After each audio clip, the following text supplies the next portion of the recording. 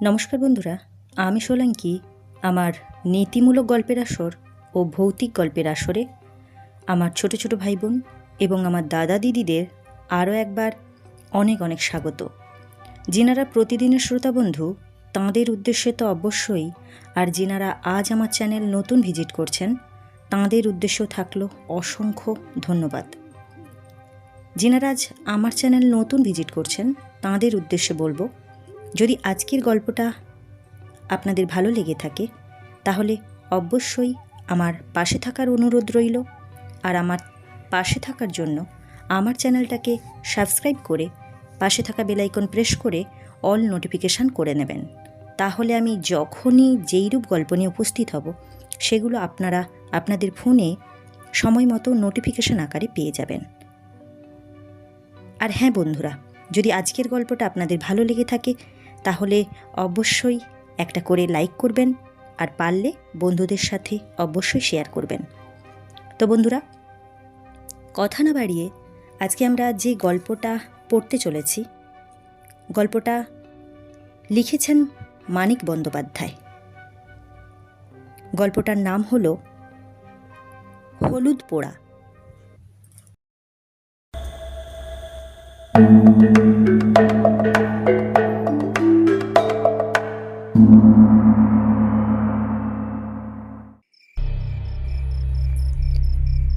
সে বছর কার্তিক মাসের মাঝামাঝি 3 দিন আগে পরে গাঁয়ে দুটো খুন হয়ে গেল। একজন মাঝবয়সী জোয়ান মদ্যপুরুষ এবং 16 কিংবা 17 বছরের একটি রোগা ভীরু মেয়ে। গাঁয়ের দক্ষিণে ঘোষেদের মজা পুকুরের ধারে একটা মরা গাজারি গাছ বহুকাল থেকে দাঁড়িয়ে আছে। স্থানটি ফাঁকা, বনজঙ্গলের আবরু নেই, কাছাকাছি শুধু কয়েকটা কলা গাছ। ওই গজারি গাছটার নিচে একদিন বলাই চক্রবর্তীকে মরে পড়ে থাকতে দেখা গেল। মাথাটা আড়চির হয়ে ফেটে গেছে, খুব সম্ভব অনেকগুলো লাঠির আঘাতে। চারিদিকে হইচই পড়ে গেল বটে, কিন্তু লোকে খুব বিস্মিত হলো না। বলাই চক্রবর্তীর এই রকমই অপমৃত্যুই আশেপাশের 10টা গ্রামের লোক প্রত্যাশা করেছিল, অনেকে কামনাও করেছিল। অন্যপক্ষে শুভ্রা মেয়েটির খুন হওয়া, এটা গ্রামের মানুষের বিস্ময় এবং কৌতূহলের সীমা রইল না। গেরস্থ ঘরের সাধারণ ঘরোয়া মেয়ে, গাঁয়ের লোকের চোখের সামনে আর 10টি মেয়ের মতোই বড় হয়েছে। বিয়ের পর শ্বশুর বাড়ি গেছে এবং মাসখানেক আগে যথারীতি বাপের বাড়ি ফিরে এসেছে ছেলে বিয়োবার জন্য। পাশের বাড়ির মেয়েরা পর্যন্ত কোনোদিন কল্পনা করার ছুতো পায়নি যে মেয়েটার জীবনে খাপ ছাড়া কিছু লুকোনো ছিল। এমন ভয়াবহ পরিণামের নাটকীয় উপাদান সঞ্চিত হয়েছিল বলে কেউ বিশ্বাসও করতে পারেনি। গাঁয়ের সব শেষ সাঁঝের বাতিটি বোধহয় যখন সবে জ্বালা হয়েছে, তখন বাড়ির পেছনে ডোবার ঘাটে শুভ্রার মতো মেয়েকে কে বা কারা যে কেন গলা টিপে মেরে রেখে যাবে, এই কথা ভেবে উঠতে না পেরে গাঁ শুদ্ধ লোক যেন অপ্রস্তুত হয়ে রইল। বছর দেড়েক মেয়েটা শ্বশুরবাড়ি ছিল, গাঁয়ের লোকের চোখের আড়ালে। সেখানে এমন কি ভয়ানক অঘটন ঘটল যে এই পরিণতি হলো। দুটো খুনের মধ্যে কি কোনো যোগাযোগ আছে? 20-30 বছরের মধ্যে গাঁয়ের কেউ তেমনভাবে জখম পর্যন্ত হয়নি। যখন হলো পরপর একেবারে খুন হয়ে গেল দুটো। তার একটি আবার পুরুষ, অপরটি যুবতী নারী। দুটি খুনের মধ্যে একটা সম্পর্ক আবিষ্কার করার জন্য প্রাণ সকলের ছটফট করে উঠল। কিন্তু বলাই চক্রবর্তী শুভ্রাকে কবে শুধু চোখে দেখা দেখেছিল তাও গাঁয়ের কেউ মনে করতে পারল না। একটুখানি বাস্তব সত্যের অভাবে নানা জনের কল্পনা ও অনুমানগুলি গুজব হয়ে উঠতে উঠতে মুষড়ে যায়। বলাই চক্রবর্তীর সম্পত্তি পেল তার ভাইপো নবীন। 40 টাকার চাকরি ছেড়ে শহর থেকে সপরিবারে গাঁয়ে এসে ক্রমাগত কোঁচার খুঁটে চশমার কাঁচ মুছতে মুছতে সে পাড়ার লোককে বলতে লাগলো, 50 টাকা রিওয়ার্ড ঘোষণা করেছি। কাকাকে যারা অমন মার মেরেছে তাদের যদি ফাঁসি কাঠে ঝুলোতে না পারি। চশমার কাঁচের বদলে মাঝে মাঝে কোঁচার খুঁটে সে নিজের চোখও মুছতে লাগল। ঠিক 21 দিন গায়ে বাস করার পর নবীনের স্ত্রী দামিনী সন্ধেবেলা লণ্ঠন হাতে রান্নাঘর থেকে উঠান পার হয়ে শোবার ঘরে যাচ্ছে। কোথা থেকে অতি মৃদু একটু দমকা বাতাস বাড়ির পূব কোণের তেঁতুল গাছের পাতাকে নাড়া দিয়ে তার গায়ে এসে লাগল। দামিনীর হাতের লণ্ঠন ছিটকে গিয়ে পড়ল দক্ষিণের ঘরের দাওয়ায়। উঠোনে আছড়ে পড়ে হাত পা ছুঁড়তে ছুঁড়তে দামিনীর দাঁতে দাঁত লেগে গেল। দালানের আনাচে কানাচে ঝোড়ো হাওয়া যেমন গুমড়ে গুমড়ে কাঁদে, দামিনী আওয়াজ করতে লাগলো সেই রকম। শুভ্রার দাদা ধীরেন স্থানীয় স্কুলে মাস্টারি করে। গাঁয়ে সেই একমাত্র ডাক্তার পাশ না করা। ফিজিক্সে অনার্স নিয়ে বিএসসি পাশ করে 7 বছর গাঁয়ের স্কুলে জিওগ্রাফি পড়াচ্ছে। প্রথম দিকে প্রবল উৎসাহের সঙ্গে 47খানা বই নিয়ে লাইব্রেরি, 7 জন ছেলেকে নিয়ে তরুণ সমিতি তৈরি করেছিল। বই পড়ে পড়ে সাধারণ রোগে বিনামূল্যে ডাক্তারি করত। গেঁয়ো মেয়েকে বিয়ে করে 2 বছরে 4টি ছেলে মেয়ের জন্ম হওয়ায় এখন অনেকটা ঝিমিয়ে গেছে।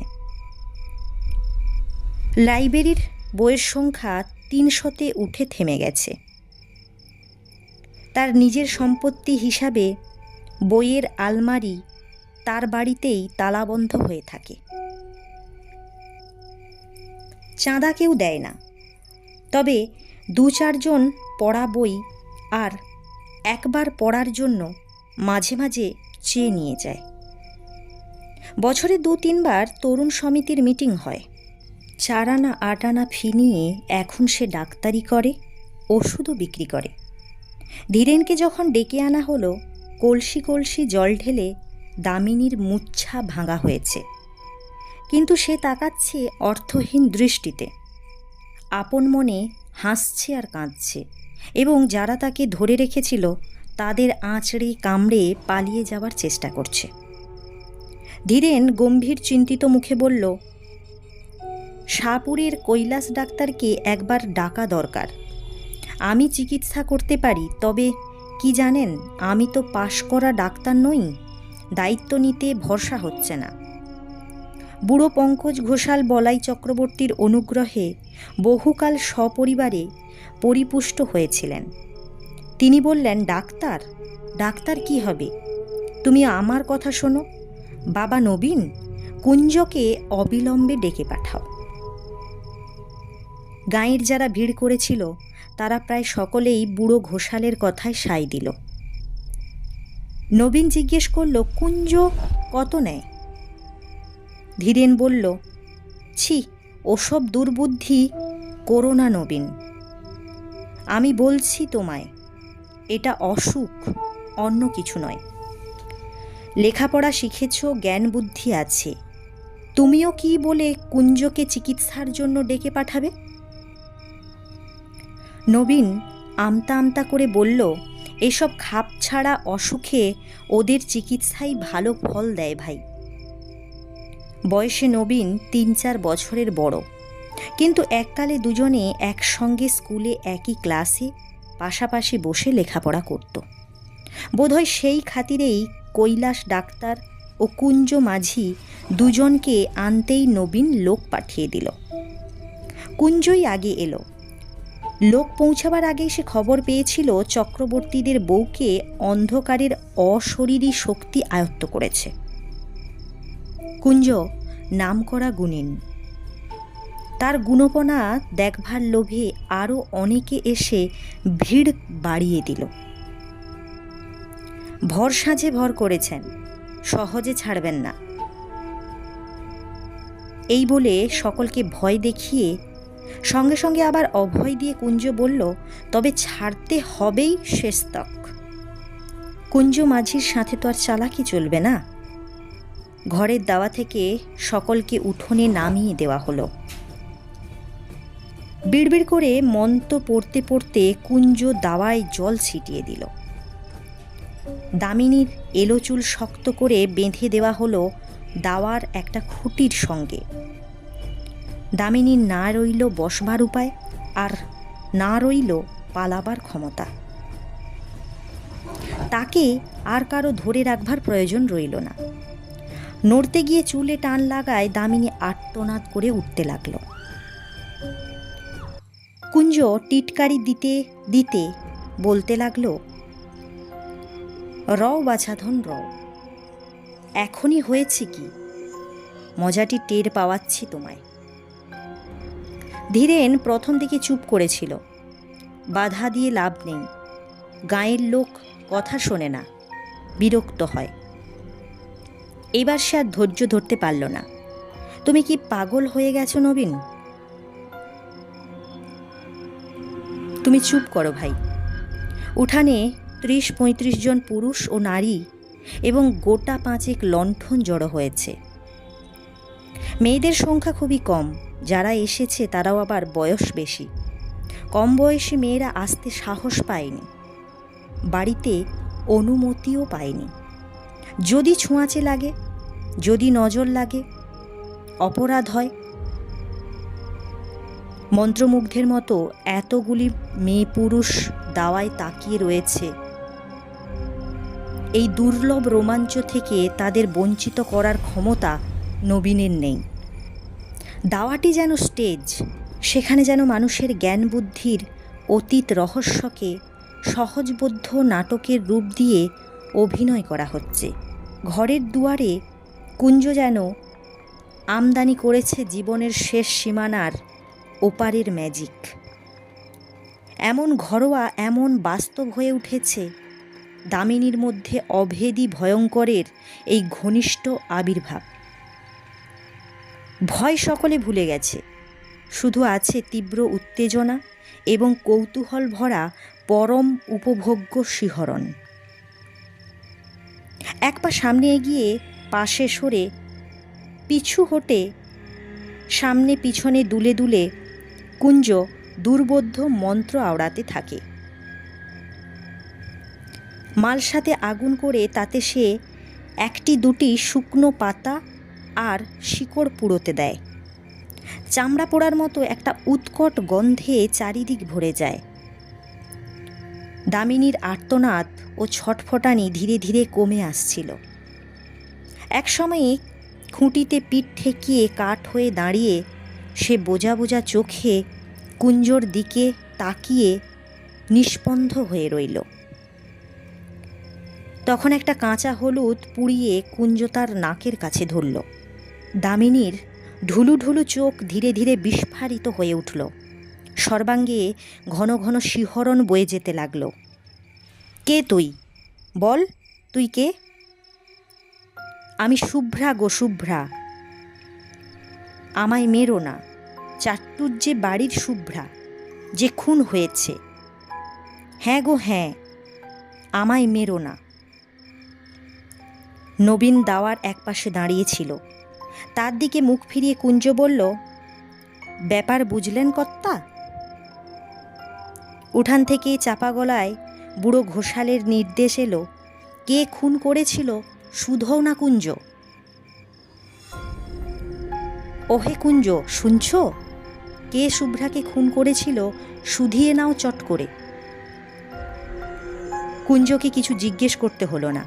দামিনী নিজে থেকেই ফিসফিস করে জানিয়ে দিল, বলাই খুড়ো আমায় খুন করেছে। নানাভাবে ঘুরিয়ে ফিরিয়ে অনেকবার তাকে প্রশ্ন করা হলো, কিন্তু দামিনীর মুখ দিয়ে এছাড়া আর কোনো জবাব বার হলো না যে সে শুভ্রা এবং বলাই তাকে খুন করেছে। তারপর এক সময় তার মুখ বন্ধ হয়ে গেল, নাকে হলুদ পড়া ধরেও আর তাকে কথা বলানো গেল না। কুঞ্জ অন্য একটি প্রক্রিয়ার আয়োজন করছিল, কিন্তু কৈলাস ডাক্তার এসে পড়ায় আর সুযোগ পেল না। কৈলাসের চেহারাটি জমকালো, প্রকাণ্ড শরীর, এক মাথা কাঁচা পাকা চুল, মোটা ভুরু আর মুখময় খোঁচা খোঁচা গোঁপ দাড়ি। এসে দাঁড়িয়ে এই ষাঁড়ের মতো গর্জন করতে করতে সে সকলকে গালাগালি দিতে আরম্ভ করল। কুঞ্জর আগুনের মশলা তার দিকে লাথি মেরে ছুঁড়ে দিয়ে বলল, দাঁড়া হারামজাদা, তোকে ফাঁসি কাঠে ঝুলোচ্ছি। ওষুধ দিয়ে বৌমাকে আজ মেরে ফেলে থানায় তোর নামে রিপোর্ট দেব, তুই খুন করেছিস। কৈলাস খুঁটিতে বাঁধা চুল খুলে দামিনীকে ঘরে নিয়ে গিয়ে বলাইয়ের দাদামশাইয়ের আমলের প্রকাণ্ড খাটের বিছানায় শুইয়ে দিল। প্যাট করে তার বাহুতে ছুঁচ ফুটিয়ে গায়ে ঢুকিয়ে দিল ঘুমের ওষুধ। দামিনী কাতরভাবে বলল, আমায় মেরো না গো, মেরো না, আমি শুভ্রা, চাটুজ্জে বাড়ির শুভ্রা।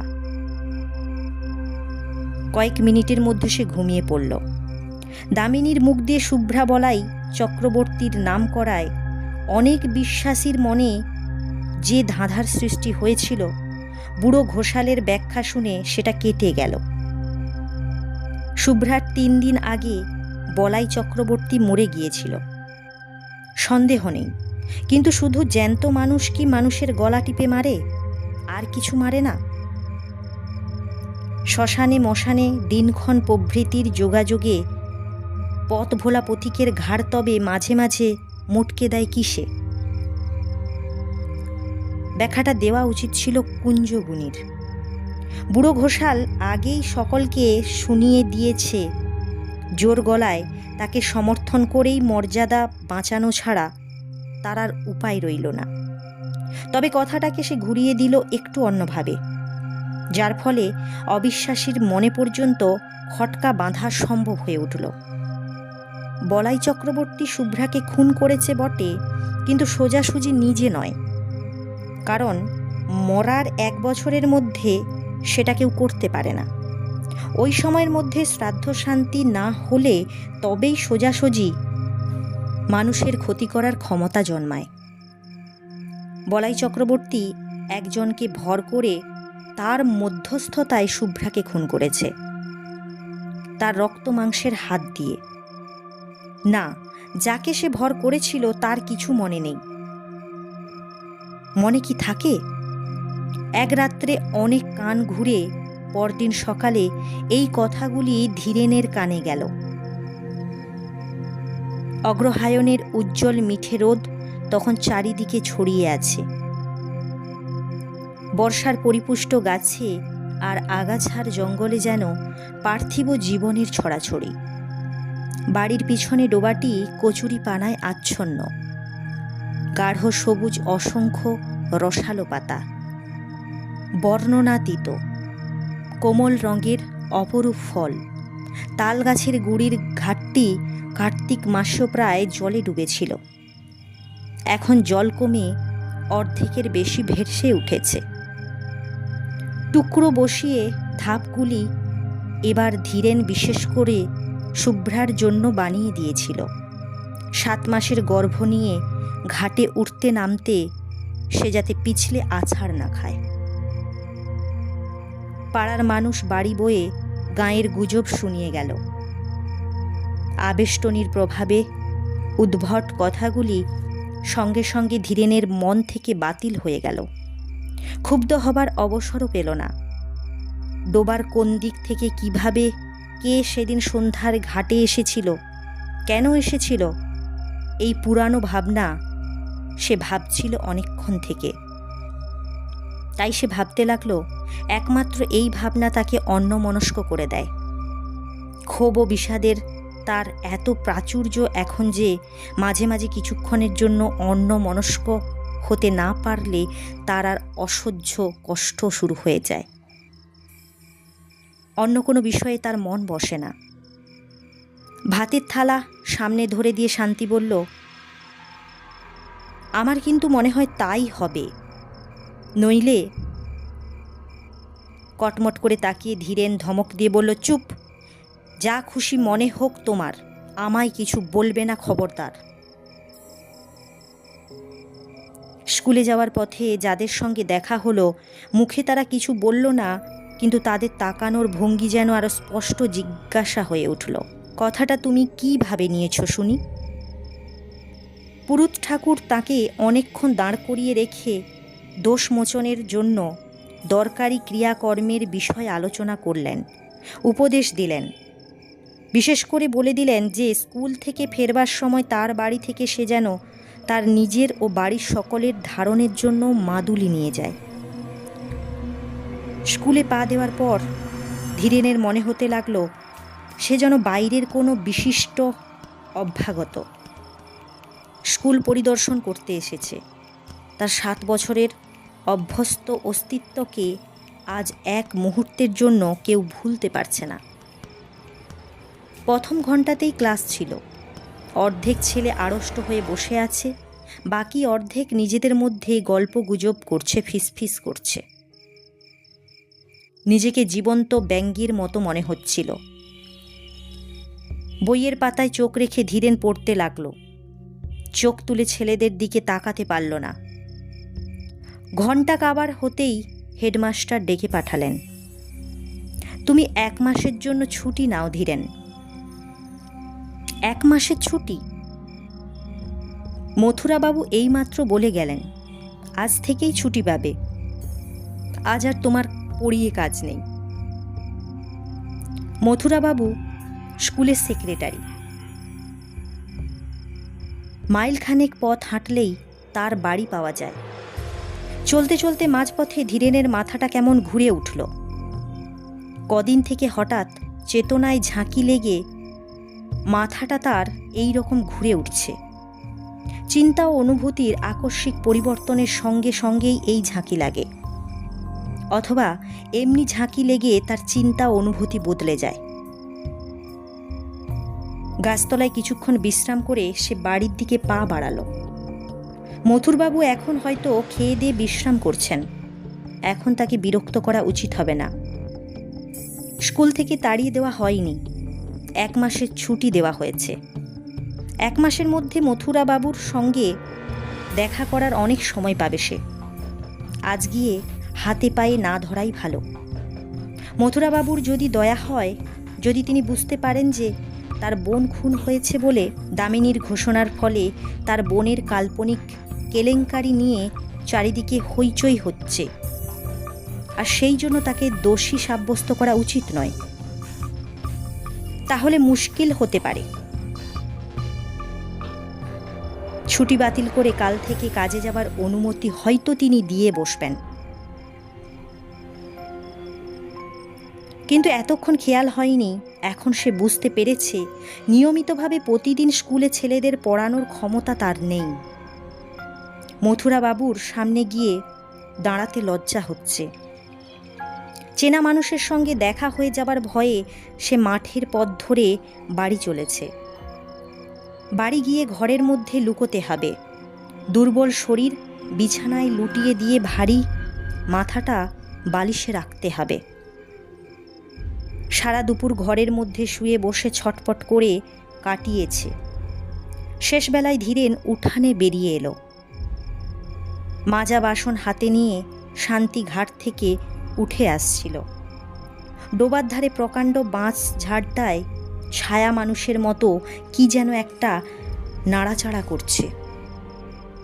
ধীরেন আর্তনাদ করে উঠল, কে ওখানে, কে? শান্তির হাতের বাসন ঝনঝন শব্দে পড়ে গেল।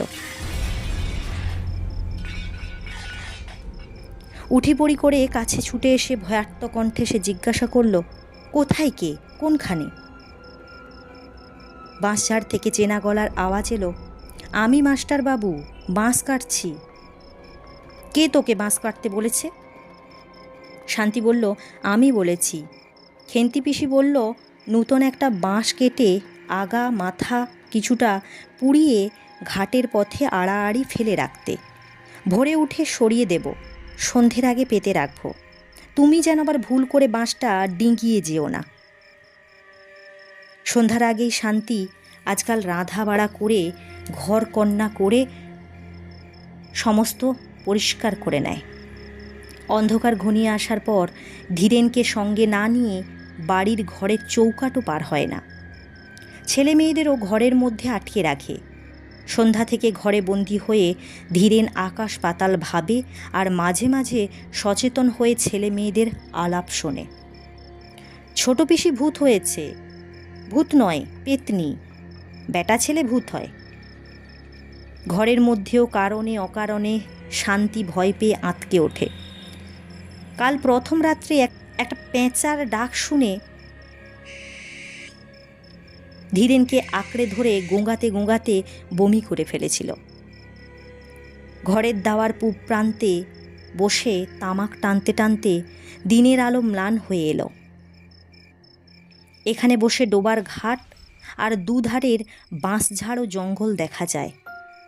জঙ্গলের পর সেনেদের কলা বাগান, সেনেদের কাছারি ঘরের পাশ দিয়ে দূরে বসেদের মজা পুকুরের তীরে মরা গজারি গাছটার ডগা চোখে পড়ে। অন্ধকার হবার আগেই কুয়াশায় প্রথমে গাছটা, তারপর সেনেদের বাড়ি আবছা হয়ে ঢাকা পড়ে গেল। তুমি কি আর ঘাটের দিকে যাবে? শান্তি জিজ্ঞেস করল। না, তবে বাঁশটা পেতে দাও। বাঁশ পাততে হবে না। শান্তি কয়েক মুহূর্ত চুপ করে দাঁড়িয়ে রইল। তোমার চোখ লাল হয়েছে, টকটকে লাল। হোক। শোবার ঘর আর রান্নাঘরের ভিটের সঙ্গে দুটি প্রান্ত ঠেকিয়ে শান্তি নিজেই বাঁশটা পেতে দিল। কাঁচা বাঁশের দু প্রান্তের খানিকটা পুড়িয়ে দেওয়া হয়েছে। অশরীরী কোনো কিছু এ বাঁশ ডিঙোতে পারবে না। ঘাট থেকে শুভ্রা যদি বাড়ির উঠোনে আসতে চায়, এই বাঁশ পর্যন্ত এসে ঠেকে যাবে।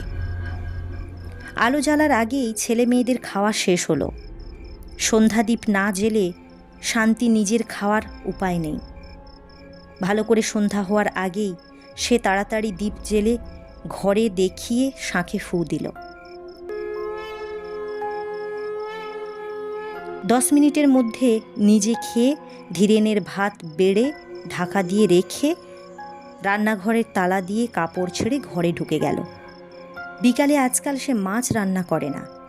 এঁটো কাটা নাকি অশরীরীকে আকর্ষণ করে।